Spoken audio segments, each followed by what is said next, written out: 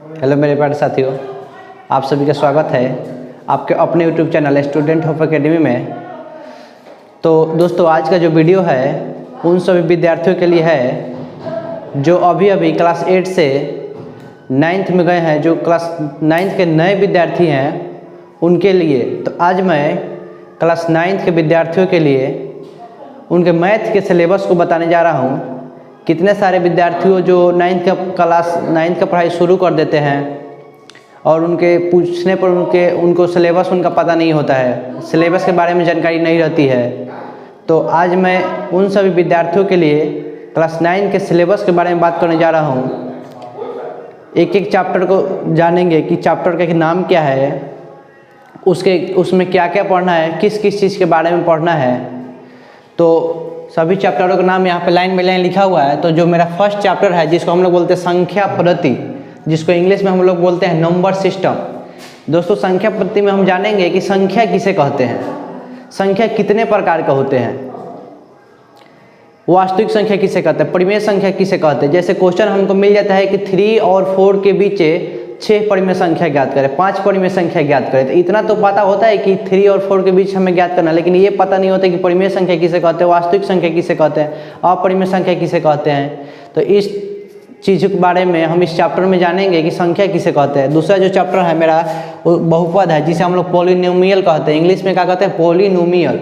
तो इस चैप्टर में हम लोग जानेंगे कि बहुपद किसे कहते हैं, बहुपद कितने प्रकार के होते हैं, त्रिघात बहुपद किसे कहते हैं, द्विघात बहुपद किसे कहते हैं, विभिन्न तरह के बहुपदों के बारे में हम लोग जानेंगे। जो मेरा तीसरा चैप्टर है वो है निर्देशांक ज्योमेट्री, जिसको हम लोग कोऑर्डिनेट ज्योमेट्री के नाम से जानते हैं, जिसको खासकर ज्योमेट्री के बारे में जिसमें जानकारी ली जाती है, ज्योमेट्री के बारे में जानी जाती है। तो इसके बाद जो मेरा चौथा चैप्टर है जो है 2 चर वाले रैखिक समीकरण, जिसको इंग्लिश में हम लोग बोलते हैं linear equation in two variables, यानी समीकरण के बारे में जानेंगे। 2 चर वाले रैखिक समीकरण के बारे में हम लोग 9th क्लास में पढ़ते हैं। 3 चर वाले रैखिक समीकरण के बारे में हम लोग 10th क्लास में पढ़ते हैं। विलोपन विधि पढ़ेंगे, प्रतिस्थापन विधि से कैसे हम लोग समीकरण को सॉल्व किया जाता है, ब्रज गुणन विधि से कैसे हम लोग समीकरण को सॉल्व किया जाता है।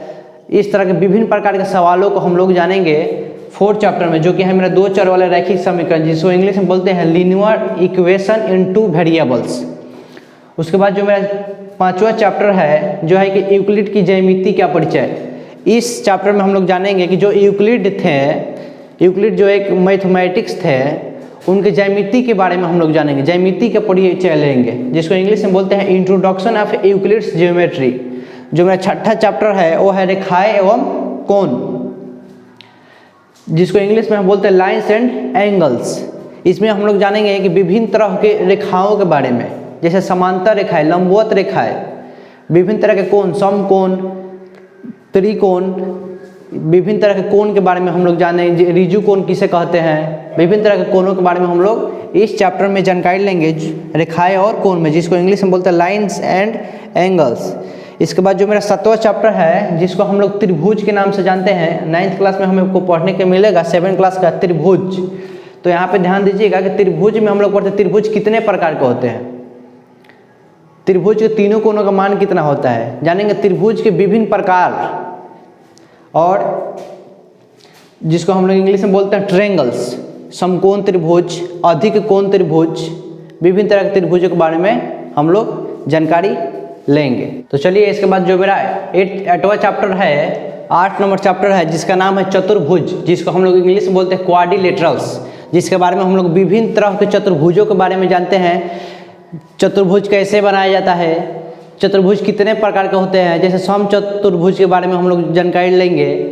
तो ये सब चतुर्भुज के बारे में जानकारी लेंगे हम लोग 8 चैप्टर में, जिसको क्लास 9 के चैप्टर नंबर 8 है, जिसमें हम लोग चतुर्भुज की जानकारी लेना है। उसके बाद जो 9th चैप्टर है मेरा समांतर चतुर्भुजों और त्रिभुजों के क्षेत्रफल, जिसको इंग्लिश में बोलते हैं area of parallelogram and triangles. हम लोग इसमें जानेंगे कि समांतर चतुर्भुज किसे कहते हैं और त्रिभुजों के क्षेत्रफल के बारे में, त्रिभुज के क्षेत्रफल किसे कहते हैं, कैसे निकाला जाता है, त्रिभुज के क्षेत्रफल का सूत्र क्या होता है, विभिन्न तरीके के सवालों के बारे में, विभिन्न तरह के सूत्रों के बारे में हम लोग चैप्टर 9 में जानकारी लेंगे। उसके बाद जो मेरा 10वां चैप्टर है जो है वृत्त, 10 चैप्टर में क्लास 9 के 10वां चैप्टर में हम लोग जानेंगे वृत्त के बारे में। जो वृत्त किसे कहते हैं, ये कितने प्रकार के होते हैं, वृत्त कैसे बनाया जाता है, विभिन्न तरह की जानकारी हम लोग 10 चैप्टर में लेने वाले हैं क्लास 9th में। जो अगला 11th नंबर चैप्टर है जिसको हम लोग बोलते हैं रचनाएं, जिसको हम लोग इंग्लिश में बोलते हैं कंस्ट्रक्शन।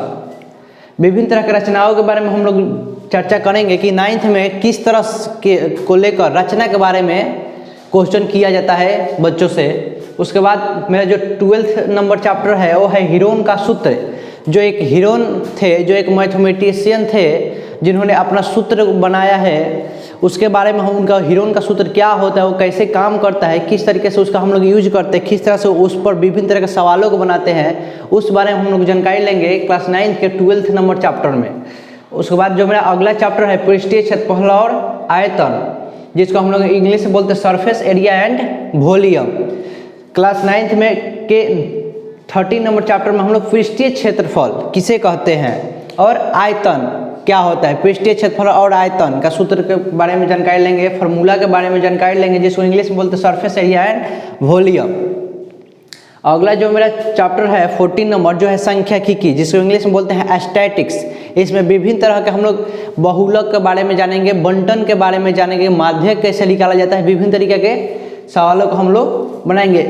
तो देखिए दोस्तों, आप सभी को बता दें कि इसमें 9th में कुछ ऐसे चैप्टर हैं जो हमें 9th में भी पढ़ना है और 10th में भी सेम चैप्टर वैसे, जैसे कि आप लोग वृत्त आप लोग 9th में भी पढ़ना है और 10th में भी पढ़ना है। उसके बाद जो मेरा त्रिभुज 9th में भी पढ़ना है और 10th में भी पढ़ना है।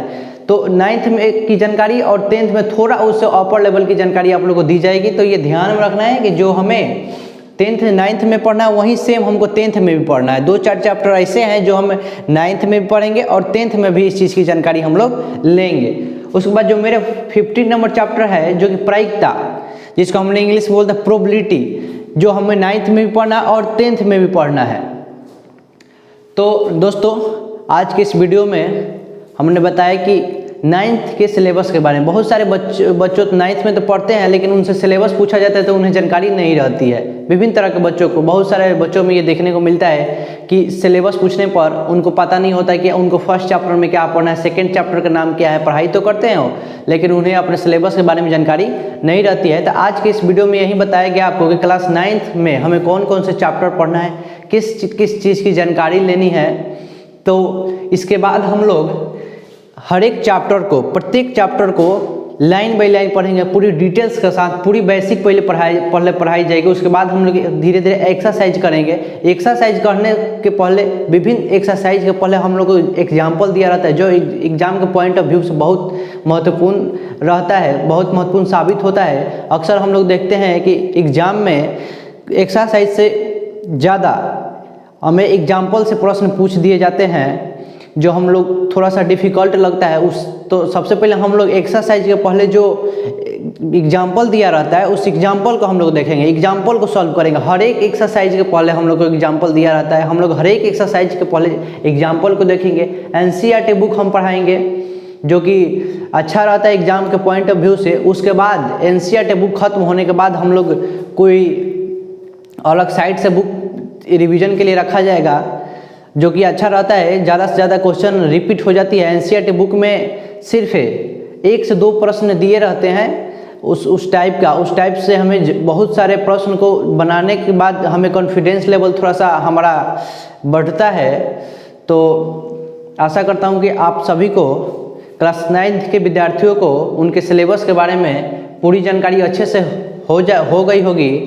तो इसके बाद हम लोग हर चैप्टर को लाइन बाय लाइन बेसिक के साथ, उसमें क्या क्या बताया गया है, कौन कौन से सूत्र का उपयोग हुआ है, हम सभी को बेसिक से जानकारी लेंगे।